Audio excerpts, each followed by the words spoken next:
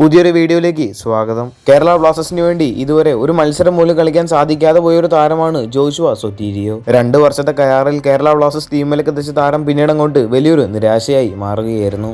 Training സെഷനിൽ വെച്ച് പരിക്കേറ്റത് കൊണ്ട് തന്നെ കഴിഞ്ഞ സീസൺ പൂർണ്ണമായിട്ടും ജോഷുവയ്ക്ക് നഷ്ടമായിരുന്നു. ഈ ഒരു സീസണിന്റെ തുടക്കത്തിലും ജോഷുവയ്ക്ക് പരിക്കേറ്റത് കൊണ്ട് തന്നെ സീസൺ നഷ്ടമാവുകയായിരുന്നു. അങ്ങനെ ജോഷുവ കേരള ബ്ലാസ്റ്റേഴ്സ് ക്ലബ്ബ് വിട്ടു എന്നുള്ളത് ക്ലബ്ബ് ഇപ്പോൾ ഒഫീഷ്യലായിട്ട് അറിയിച്ചിട്ടുണ്ട്.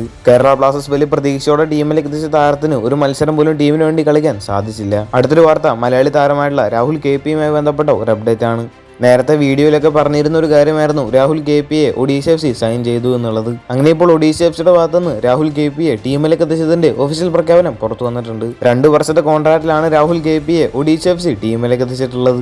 അതിനുശേഷം രാഹുൽ KP ചില കാര്യങ്ങളെല്ലാം പറഞ്ഞിരുന്നു. രാഹുൽ KPയുടെ വാക്കുകൾ ഇങ്ങനെയാണ്: ഈ പുതിയ വെല്ലുവിളിക്ക് ഞാൻ തയ്യാറാണ്. ഒഡീഷ FC മാത്രമാണ് എന്നിൽ താല്പര്യം കാണിച്ച ഒരേ ഒരു ടീം. അതിനാൽ ഇവിടെ വന്നതിൽ എനിക്ക് അതിയായ സന്തോഷമുണ്ട്. തന്നെ ഞെട്ടിച്ചൊരു കാര്യം എന്താണെന്ന് വെച്ചാൽ ഇത് കോച്ചിന്റെ കോൾ ആയിരുന്നുവെന്നും രാഹുൽ KP പറഞ്ഞിരുന്നു. എന്റെ ഏറ്റവും മികച്ചത് ഞാൻ ടീമിന് വേണ്ടി നൽകുമെന്നും രാഹുൽ പറഞ്ഞു. ഇനി രാഹുൽ KP ഒഡീഷ FCക്ക് വേണ്ടി മികച്ച ഫോമിൽ കളിക്കേണ്ടത് തന്നെ നമുക്ക് പ്രതീക്ഷിക്കാം. അടുത്തൊരു കാര്യം, ഇന്നലെ പഞ്ചാബിനെതിരെയുള്ള മത്സരത്തിൽ വിജയിച്ചതോടെ കേരള ബ്ലാസ്റ്റേഴ്സിന്റെ നിലവിൽ 17 പോയിന്റുകളാണ് ഉള്ളത്. TG പുരുഷോത്തമൻ കോച്ചിന്റെ കീഴിൽ കളിച്ച 3 മത്സരങ്ങളിൽ 2 മത്സരങ്ങളിലും വിജയിക്കാനായിട്ട് ബ്ലാസ്റ്റേഴ്സിന് സാധിച്ചിട്ടുണ്ട്. എന്നാൽ തിരിച്ചടി നൽകുന്ന ഒരു കാര്യം, കേരള ബ്ലാസ്റ്റേഴ്സ് ടീമിലെ 2 താരങ്ങൾക്കായിരുന്നു ഇന്നലത്തെ മത്സരത്തിൽ റെഡ് കാർഡ് ലഭിച്ചിരുന്നത്.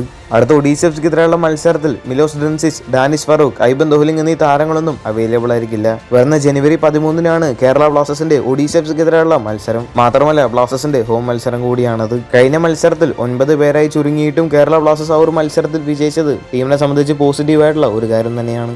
മികച്ച ഡിഫൻസീവ് ഗെയിമായിരുന്നു ഇന്നലത്തെ മത്സരത്തിൽ കണ്ടിരുന്നത്. അടുത്ത മത്സരത്തിൽ ഇനിയും കേരള ബ്ലാസ്റ്റേഴ്സ് ഒരുപാട് മെച്ചപ്പെട്ട് മുന്നോട്ട് വരട്ടെ എന്ന് നമുക്ക് പ്രതീക്ഷിക്കാം. കൂടുതൽ ISLുമായിട്ടും കേരള ബ്ലാസ്റ്റേഴ്സുമായിട്ട് ബന്ധപ്പെട്ട വാർത്തകൾ അറിഞ്ഞായിട്ട് ചാനൽ സബ്സ്ക്രൈബ് ചെയ്യുക.